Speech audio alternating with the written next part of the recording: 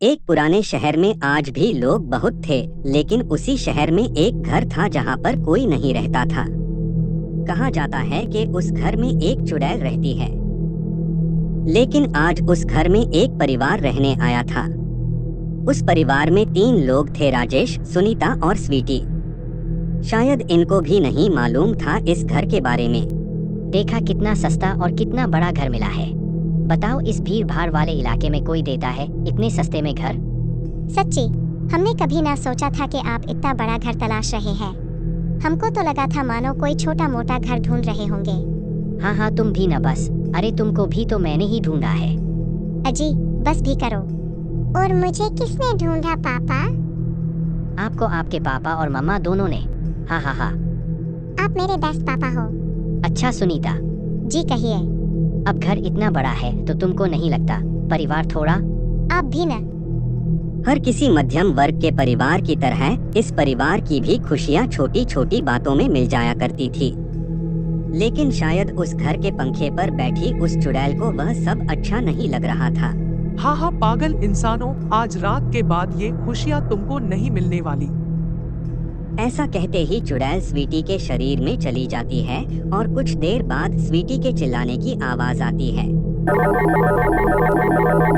स्वीटी, कहाँ है मेरी बच्ची? स्वीटी, कहाँ हो तुम? पापा मुझे बचा लो, मुझे यहाँ बहुत डर लग रहा है।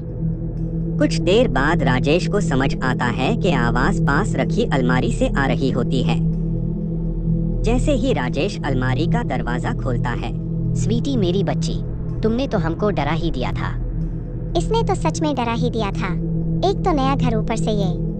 अरे आज थक भी तो बहुत गए, हो सकता है नींद में चली हो। चलो अब सो जाओ तुम भी।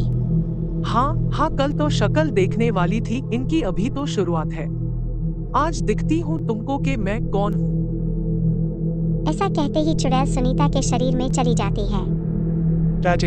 राजेश मुझे बचाओ, मुझे बहुत डर लग रहा है। राजेश सुनीता को बेड पर लिटा देता है और सारी रात अपनी बच्ची को देखता रहता है। उसको लगता है कि अगर वो अब सो गया तो ना जाने उसको आगे क्या देखने को मिले। सुनीता, मैं जरा बाजार से सामान लेकर आता हूँ। जी अच्छा। क्या हुआ, तबीयत ठीक है तुम्हारी? पता नहीं, रात से पूरे शरीर में दर्द हो रहा है। पापा, मुझे भी परसों रात से पूरे शरीर में दर्द हो रहा है। राजेश ये सब सुनकर बहुत परेशान हो जाता है और उस रात वह पूरी रात जाग कर निकलता है।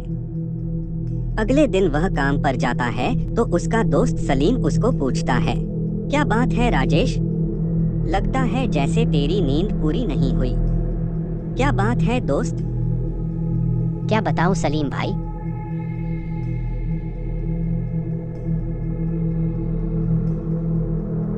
एक काम कर, मुझे अपने घर ले चल।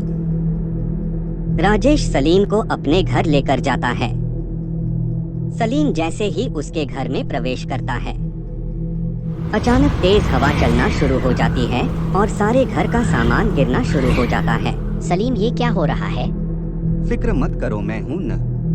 कुछ देर बाद एक आवाज आती है, क्यों आए हो तुम यहाँ? अपने भाई की मदद करने। ये घर मेरा है, बरसों से मैं इस घर में रह रही हूँ और कोई नहीं आ सकता यहाँ पर। अच्छा ठीक है, तुमको कौन माना कर रहा है, लेकिन तुम अकेले इतने बड़े घर में? हाँ, क्योंकि मैंने इसी घर में जान दी थी। वो जो दीवार देख रहे हो, उसके पीछे रहती हूँ मैं। ऐसा कहते ही सलीम राजेश को बोलकर उस दीवार को तुड़वा देता है। उस दीवार में एक पिंजर मिलता है। सलीम और राजेश उस पिंजर को एक जंगल में जाकर जला देते हैं। उस दिन के बाद उस घर से उस चुड़ैल का साया हमेशा के लिए चला जाता है। चैनल को सब्सक्राइब जरूर करना और नीचे कमेंट में बताना कैसी लगी ये कहानी। फिर मिलते हैं।